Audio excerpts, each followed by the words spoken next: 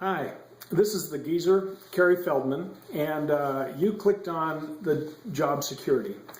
And jobs are the most job security. First of all, let me say this, that job security is a real tenuous thing. It's the economy changes, companies make their own choices, they have to in order to stay in business. So job security is not what it used to be, and it isn't what it used to mean. So I had prepared this kind of a list of the kinds of things that are considered the most secure jobs today going forward. That's for accountants and auditors, computer analysts and systems analysts, environmental scientists and hydrologists. Let me say this, that there's a couple of different things when you consider people who are employed by themselves, for themselves, sort of self-employed, they're business owners.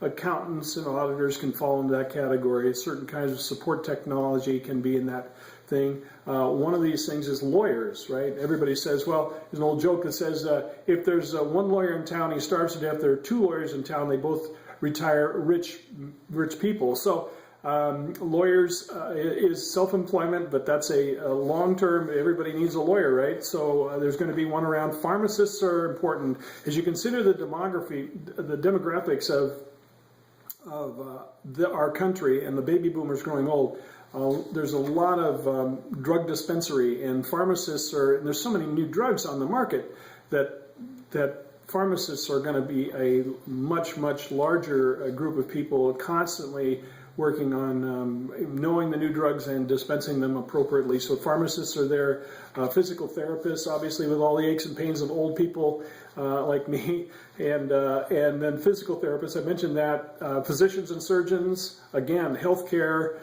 is a big field, registered nurses, speech language pathologists. One of the things about those characteristics of people that are older with a stroke and other kinds of things, there's going to be a fair amount of need for speech therapy and other things associated with those health effects.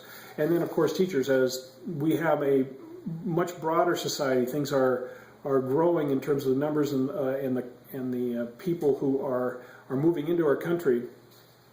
Teaching is going to be an important field to continue on. Of course, engineering, as we refit our infrastructure, there's a lot of skilled manual trades that are going to be important. But one of the things that happens is you're in a competition with different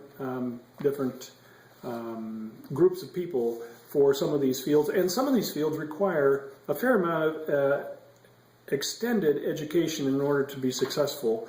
And so, as you consider these jobs in the area of job security, be sure to think about what happens if somebody does decide to pull a plug on my job. I am a strong proponent of something over the years I've forwarded called the Tarzan principle. And I don't think you'll hear that anywhere else, but the Tarzan principle is don't let go of the vine you have a hold of until you have a firm grip on another vine, but always be looking for the vine that will take you where you want to go.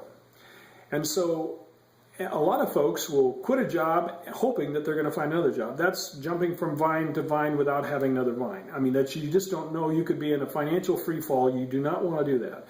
So the Tarzan principle says, look for another vine. Find the vine that's taking you where you want to go. And it may mean that changing careers, changing jobs, changing locations is part of that process to get you where you want to be throughout your life. Whether it has to do with personal satisfaction or goals, whether it has to do with location, whether it has to do with relationships, all those things you need to be looking and strategizing about your process to get you where you want to go.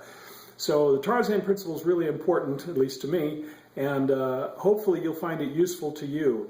Now, one of the things that happens is you may consider a plan B. So if you're on a vine that somehow gets clipped and you're now falling, you've got laid off, you have to think about, well, can I jump to another vine that's doing the same kind of thing that I'm doing? Can I find another job in my line of work, or do I need to find a different way?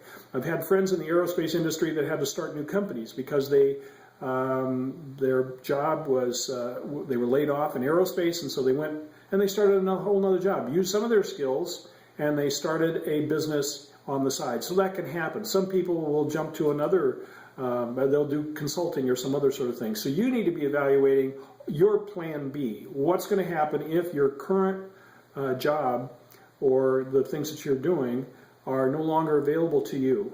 And what are you going to do now?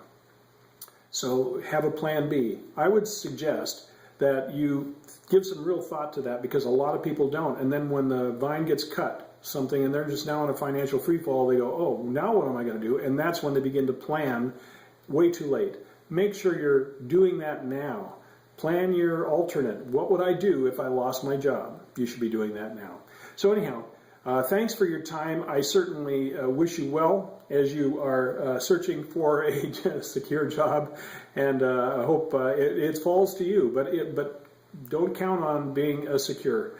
Always be responsible for your own welfare. Don't expect your employer to provide that, because they're building a business. They're not interested so much in making sure that their employees are taken care of, though that's a responsibility that they share sometimes.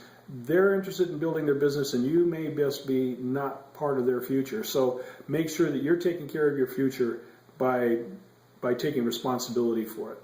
Anyhow, enough pontification on the job security.